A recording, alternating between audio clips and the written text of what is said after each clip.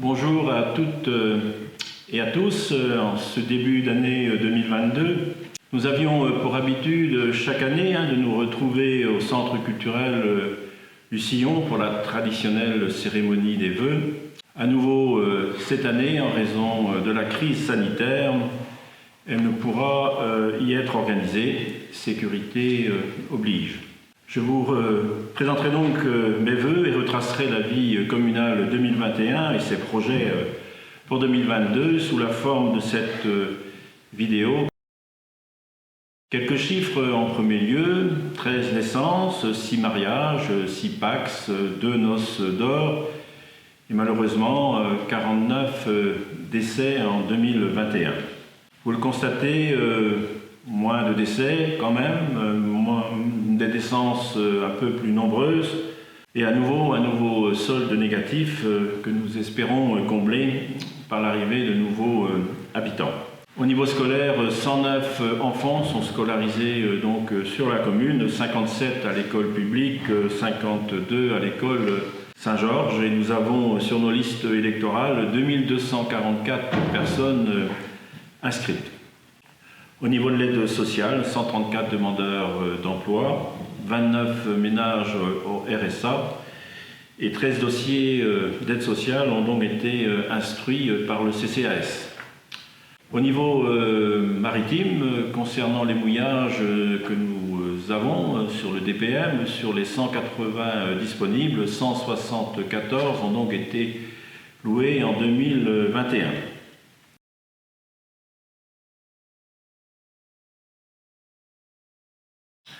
Concernant la vie associative, malgré la crise sanitaire, alors même que nous sommes à ce jour dans une grande incertitude, il n'empêche, la vie associative en 2021 a repris ses droits.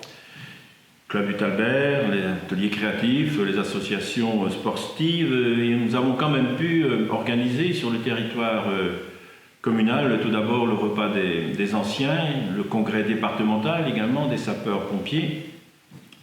Le repas de Noël du Talbert a aussi eu lieu. Et une précision quand même concernant cette crise sanitaire, l'activité associative a été relativement maintenue et nous aussi au niveau communal, nous avons donc versé les mêmes montants de subventions malgré la baisse d'activité et sans doute de certaines dépenses que les années précédentes.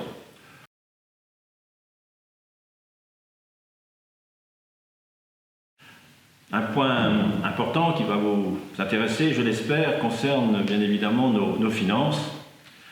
Alors concernant les dotations d'État et les impôts locaux que nous touchons, hors subventions par ailleurs, le montant total de nos recettes se monte à 2 352 000 euros, en hausse d'environ 30 000 euros par rapport à l'année précédente. Et notre dette, qui se monte à 2 790 911 euros, est en baisse de 300 000 euros, car nous n'avons réalisé en 2021 aucun emprunt. Nous avons en partie autofinancé donc nos projets. Et notre capacité d'autofinancement communale est relativement conséquente puisqu'elle se montait à 448 149. Vous le constatez, des chiffres globalement bons qui attestent d'une bonne gestion, d'une bonne santé financière et qui nous autorisent à engager un certain nombre d'investissements dans l'avenir.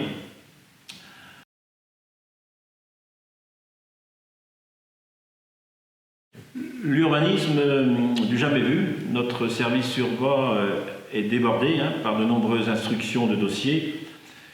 Concernant les permis de construire, 68 ont été instruits cette année contre 45 en 2021. Et parmi ces dossiers, 35 maisons neuves, important. Au niveau des déclarations préalables, 108 contre 81 ont été donc instruits en 2020. Et au niveau des certificats d'urbanisme, 234 contre 192 en 2020. Concernant les cessions immobilières, les maisons qui ont été donc vendues en zone UC, il y en a eu 75, auxquelles bien sûr il faut rajouter celles qui ont été également cédées dans d'autres zones on approche probablement la centaine de maisons anciennes vendues sur le territoire communal en 2021. Concernant les terrains à bâtir, il y en a eu 31 de vendus. En conclusion, vous le constatez, près de 30% d'activités supplémentaires qui attestent de l'attractivité de la commune, nous confortent aussi dans nos projets d'avenir et laissent espérer à terme une augmentation de notre population.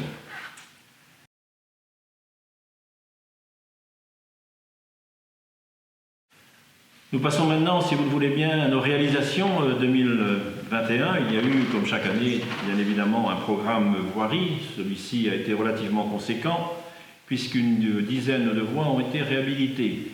Il y a eu la rue des Hauts, Chrysote, Port-Béni, le parking en particulier, pour un montant TTC de 242 000 €. Et puis nous avons également engagé les travaux de voirie sur la route de Saint-Jean, qui a été entièrement refaite, en enrobé. Il y a eu également le parking de la rue de Kermagène, et puis également la voirie de la résidence des Sages, donc, qui est entrée en fonction dans le courant de l'année 2021. Alors par ces programmes, nous emménageons notre territoire, nous le sécurisons, c'est très important, et puis nous apportons aussi à nos concitoyens une valorisation de leur patrimoine ainsi qu'un confort de vie. Comme autre projet, nous avons aussi engagé en 2021 le manoir du Launay. Vous l'avez constaté par vous-même, une partie de ce manoir menaçait de s'effondrer. Nous ne pouvions bien évidemment laisser ce beau patrimoine communal s'écrouler et avons décidé de le réhabiliter, de le maintenir en état, avant bien évidemment de lui trouver une affectation dans les mois ou voire années à venir. Pour l'heure, les travaux sont quasiment terminés et nous envisageons une porte ouverte avant le début de l'été prochain. La population pourra ainsi imaginer et voir les travaux conséquents qui ont été réalisés. Le coût est relativement important, puisque lorsque l'ensemble des travaux seront terminés, nous nous situerons dans une fourchette entre 400 et 450 000 €. Nous avons également rénové notre salle des fêtes du bourg. Il y a eu là des travaux intérieurs, il y a eu des travaux de peinture, de toiture, et finalement, au total, une belle rénovation pour une salle qui est relativement et régulièrement utilisée. Le coût des travaux TTC se monte autour de 90 000 €. Et puis au centre technique communal, le remplacement d'un certain nombre de matériels. Il y a eu tout d'abord un tracteur, un fourgon. On a également agrandi notre serre horticole et puis surtout nous avons remplacé notre ancien bus vieux d'un peu plus de 20 ans qui commençait à donner des signes de faiblesse par un nouveau bus, d'une qualité meilleure, plus confortable, qui sera donc mis en service dans les prochains jours. À l'église, grâce au don de M. Créache de 53 000 €, l'orgue a été donc remise en état, fonctionne d'après les échos que nous avons eus parfaitement. Et concernant la cloche numéro 3 qui a donc été commandée, elle devrait nous être livrée dans les prochaines semaines et en tout état de cause, on l'espère tout au moins, avant Pâques. Et puis nous avons aussi obtenu notre première fleur qui récompense le travail de nos services techniques et justifie pleinement nos investissements humains et matériels. Alors on passe maintenant à nos projets pour 2022. Vous le savez déjà, le premier projet, le plus important, le plus conséquent et le plus coûteux concerne la route de Pleumeur. Nous poursuivons donc, comme promis, l'aménagement de nos entrées de bourg. Après donc la route de l'Armor à Pleubian et le bourg de l'Armor ces 3 dernières années, nous avons décidé de réhabiliter la route de Pleumeur-Gautier, qui est, ne l'oublions pas, la porte d'entrée principale de notre commune. Concernant ce projet, près de 120 maisons sont donc concernées. par ce projet qui va vous être détaillé dans le prochain bulletin municipal qui sortira également dans quelques jours. Il s'agit là d'une lourde dépense, environ 500 000 € hors taxes, qui sera, je l'espère, appréciée par des riverains, bien évidemment concernés par ce grand projet, qui vont quand même, durant les 4 mois à venir, subir un certain nombre de problèmes et de perturbations routières. Je pense que tout le monde en a déjà, bien évidemment, conscience.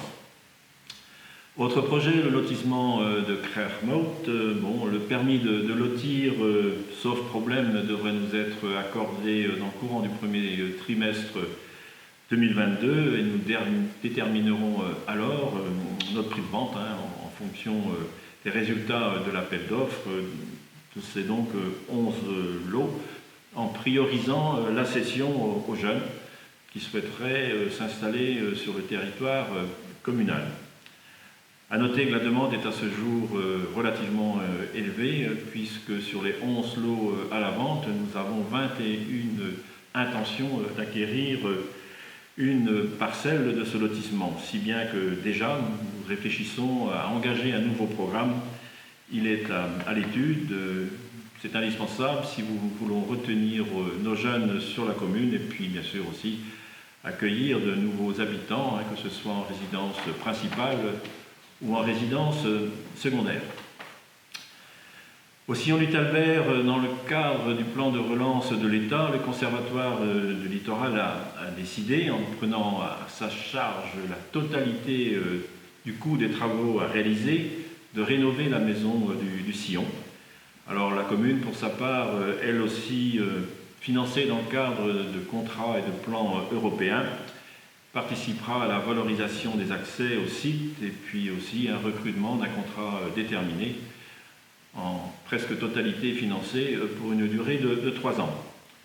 À noter que le partenariat que nous engageons, que nous entretenons avec le Conservatoire du littoral, avec la région, permet à ce jour de valoriser le site et d'en faire une destination régionale maintenant largement reconnue.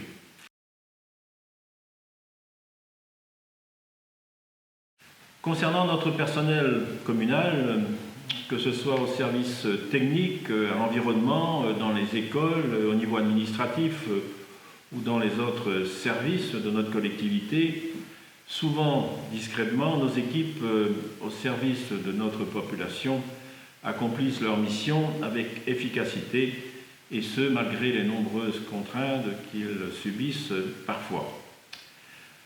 S'ils sont bien évidemment rémunérés pour leur travail, ils subissent, comme de nombreux fonctionnaires d'État et territoriaux, les retraités également, hors avancement de grade, un blocage de leur salaire. L'indice de base ayant été quasiment gelé depuis 2011, ils ont perdu, par rapport à l'inflation, 12% de leur pouvoir d'achat, auquel s'ajoutera très probablement l'inflation prévue pour 2022, évaluée à 3%, ce qui nous amènera à une perte de pouvoir d'achat d'environ 15%. C'est relativement important. Pour ma part, ce n'est pas admissible. D'autant que s'annonce dans le privé des hausses de salaire, le différentiel privé-public risque d'augmenter, avec à terme pour les collectivités des difficultés à recruter, ce qui est, on le sent, on le devine déjà un peu le cas. J'ai donc décidé, comme m'autorise la réglementation, et ce avec l'accord du groupe majoritaire municipal à l'unanimité, de procéder à une augmentation des salaires du personnel communal de 60 € net mois, évidemment pour un temps plein, soit une somme de 720 € à l'année. Une somme qui leur assurera un pouvoir d'achat supplémentaire et atténuera au moins partiellement l'effet inflationniste. Il en coûtera pour la commune annuellement, charges sociales comprises, environ 20 000 €. Nous en avons les moyens. Bien évidemment, ne sont pas concernés le personnel de l'EHPAD qui bénéficie déjà depuis plusieurs mois du plan Ségur. Cette reconnaissance financière, dans un contexte difficile, me paraît totalement justifiée. J'espère que vous le comprendrez. Pour terminer cette présentation, je voudrais remercier tous ceux qui m'aident à longueur de mois, d'années, à assumer mes missions. Ce sont principalement, bien évidemment, les adjoints, l'ensemble des élus, les membres du CCAS, les personnels, et puis aussi, bien évidemment, les administrations et les diverses autorités. Je voudrais vous assurer qu'à Pleubian, la barre est bien tenue. Qu'en cette période d'incertitude, nous sommes à votre disposition, si nécessaire, pour vous aider. N'hésitez pas, si vous l'estimez nécessaire, de nous faire appel. Et puis, formulons le vœu que cette 5e vague épidémique soit la dernière et que bientôt nous puissions retrouver une vie sociale normalisée.